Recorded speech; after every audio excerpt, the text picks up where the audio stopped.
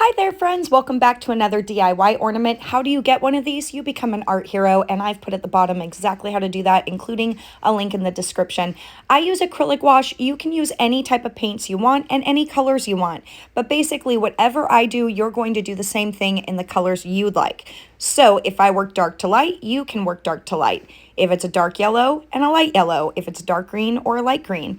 You can pause the screen and make sure you have all your supplies. We're going to start first with the darkest tone of whatever color you want to put for the inside fur. Now mine's kind of like a nectarine color, and I always think of their fur as a little bit of a peach fuzz. So this is what I'm doing. I'm just adding some shadows where I think they'll go. I am not using a lot of water. That is the key to all the ornaments that I paint, is not a lot of water. If I need to, barely any on the brush. When loading water correctly for dry brushing, if you are going to load any, you need to just put it on the bristles. That's it, and make sure most of the water comes off. Now what I'm doing is taking a lighter tone of the other color. So we've used a coral, and now we're moving into a light peach, but mixing them together will give it a kind of a rosy tone and warm it up. So I'm just kind of blending it in with a deerfoot brush. Now, how I'm able to do this so quickly is because I'm not using a lot of water. So when I tell you, you barely need water to get acrylic wash moving, or even if you're using an acrylic paint, it does dry really fast if you're really careful. So what I'm doing here is just blending it out again. And then if you feel like you have too much water, a great thing to do is take a paper towel and blot it, just a dry paper towel, and just tap down. Or you can do what I'm going to be doing, which is tapping. And this little bit of tapping is also going to give it a texture, but it's going to blend anything still damp into one another. And I want to make sure I'm very careful not to add too much water or go over it too many times with the paint, because you'll get pilling, which is where the paper starts to peel up from this wood base, and it will make little crumbs all over it. Up next, you can choose the darkest tone of any paint you want. Now, I should have gone with a darker tone so I could work dark to light, but instead I wanted to go more bright with this, kind of a pastel color. So I started with this teal. When acrylic wash dries, it gets a little bit lighter, so I kind of failed there, but we'll see how I fix it at the end, adding a little bit of a shadow afterwards. Now, your kitties can be any color, and don't glue it down. Don't glue it down. I repeat, do not glue it down, because I'm going to show you how you can order from me some extra little characters, and I will send them to you if you are the person that ordered these, and you can put magnets on them. So wait till the end. Next, pick a color for your glasses, and we're just kind of putting those to the side so that our character can kind of dry. The key to moving forward is letting things dry and not hyper-focusing on one spot. If you think too much about it or you keep adding, you're going to mess it up. Let it dry so you can coat it with the next color. Especially if you don't like the color it was, now you can add to it. Okay, up next, we are going to add a little bit of color to the horns. This could be a gold, an orange. An orange would have been a really nice tone for me to choose. But again, I'm going with more light and pastel. And next, I'm just blending everything out again that I've just put down. We have the coral red, which is a very beautiful pink for the cheeks. I usually use this, but because I like this color for my nose, sometimes a tongue, or the bottom of the lip, usually I try to go very light over the nose so I don't have the same color going over and over again. And I lighten up the cheeks usually more, but you'll see how, again, I fix this up for this one, so just hang tight. All right, now we've added kind of a shadow back, just blending a little bit in, dry brushing without any water to add that low light under the hairline. Now we're using a lighter tone, again, dark to light where you can, and this lighter tone is a very soft mint color. Another reason why I said later I realized it dried a little too light. You couldn't see the details of the fingers or the toes. So I will be going against what I normally do and adding a shadow at the end. But that's okay. There are no rules. I just like to always work dark to light, so the shadow is already built in. And you can kind of see how the darker teal is creating that shadow. And with this, I used 0 water. I just went in with the lighter tone and added to it. This is a misty green. It's a very soft, kind of grayish tone, even though it's called misty green. And this is great for a darker eyeball, and then we can add a highlight later. Grabbing a deep like crimson red or a burgundy, whatever it is that your company makes that you're using the paints for, that kind of color would be fantastic. So what we want to do is make the back of the mouth, and I'm just adding the darker red tones here.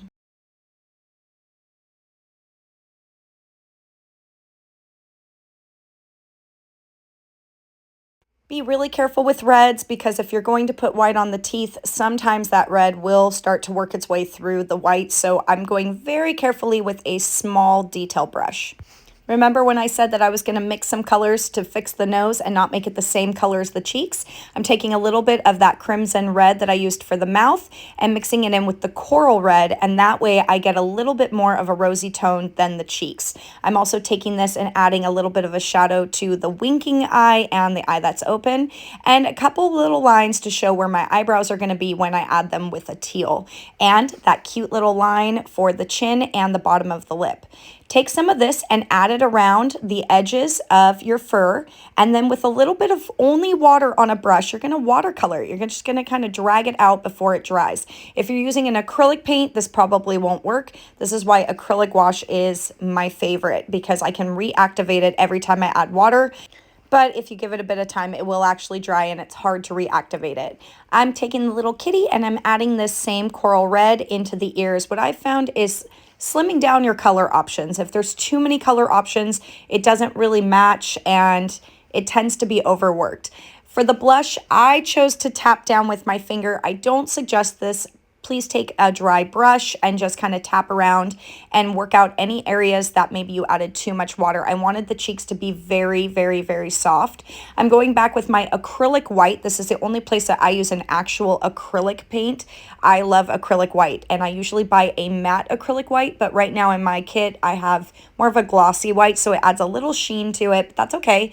And then we are going to take that same eye color that we used, misty green, and if you don't have that color, just the softest gray tone will work. And I'm just adding a little shadow over the bridge of the nose, on the chest, on the tail, on the top of the head, and the ears. That way it just shows there's a little bit of shadow cast, and I've even put it a little bit on the back of the legs. Now I've realized, okay, let's start to blend that in so it's not as harsh a line. I take a little tiny detail brush and I just blend in a little more white into it, shape out my little cheeks a little bit more, and add more highlight to it.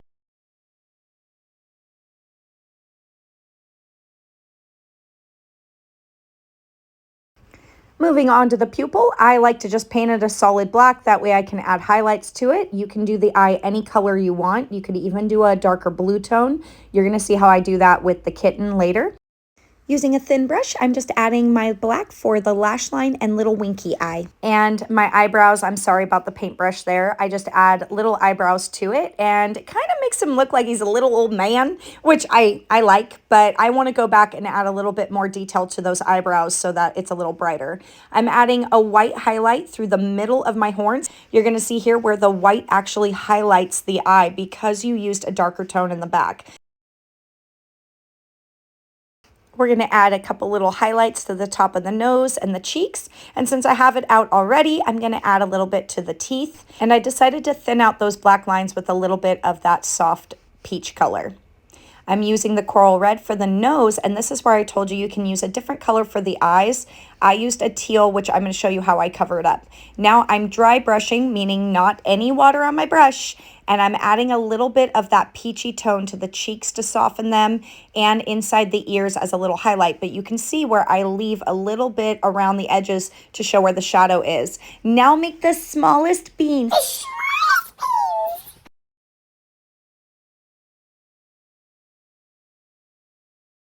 I'm adding a couple little lines to give little cheek lines to this character at an angle, and just adding a little more to the shadow. Now I'm going to use Peacock Blue, which is a deeper teal, and I felt like this was a better way to soften the eye from just a black pupil and making it more of a colorful pupil. And anytime I have a color out, I think, where else can I use this? And I'm using it as a highlight in that black pupil. And I'm going to switch over to a Deerfoot brush. And this is where I said I noticed it wasn't drying as dark as I would like. So it's always okay to go back and add more shadow to things. Just because I start dark to light does not mean you can't go back and fix things up.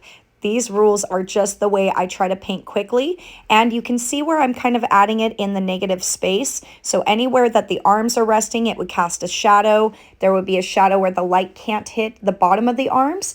And then right there on the left shoulder, his right, our left, I add around the little elbow and the shoulder. You're basically carving out the shapes of this character so that we can start to see it. I also add a shadow where my little kitten's going to be sitting on his head. Now I'm going back with a detail brush and I'm using that brighter mint tone that I first had, and I'm just adding a little more highlight where I think the sun would hit the best.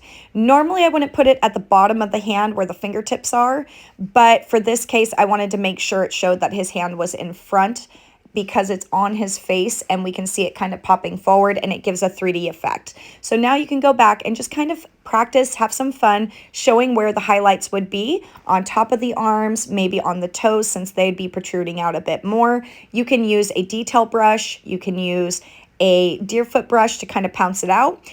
Now I'm moving over to my Posca markers. Remember, think smarter, not harder. A lot of times trying to do this line work with a detail brush is not easy. If you prefer brushes over this, there's no rules in painting. Okay, you can do whatever works best and gives you the outcome you need. So here I'm just kind of going around. I've added the darker tone to my eyebrows so that it makes them look a little bit younger, and then I'm going back and adding more details later when it dries.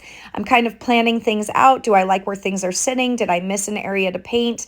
And I did notice as I was painting this, I did miss his toes on the other side, but by the end, I will have added his toes to it. Now, we're not gluing yet, so we're just kind of making sure our shadows are where they need to be. I'm going to go back and add some shadows to the horns. Now, I didn't show you this color earlier. To add the shadows to a soft kind of peach color, I decided to go with raw sienna. This is a very light brown with almost a sandy look to it. I'm taking a dry brush and just kind of softening it so it's not as harsh, going back and tracing my line. This is why I said Posca markers are very helpful to get into those really thin lines. But for this one, I knew I was okay with just doing this with my little detail brush. I also add a shadow to the bottom with raw sienna, and how much you want to keep adding or taking away is up to you. I go back one more time with my Posca marker just to add a little bit more shadow now that the paint is dry. Now this is where I told you I was going to add something special like magnets, and I'm going to glue it to the top of the head and this. But first I want to make sure my magnets are touching so that I know exactly what sides go together. I'm going to hold it down for a couple minutes. That way I know for a fact that it is drying in the right place. The magnets will match up where I want the cat to sit. After just 2 minutes of holding it with my finger, it's now set. Now you're probably wondering, okay, if it's only one magnet, isn't gonna teeter and totter? I will show you, but when it's still and you have it placed, you're good, unless you wanna get a second set of magnets. Let's get this guy ready for his debut.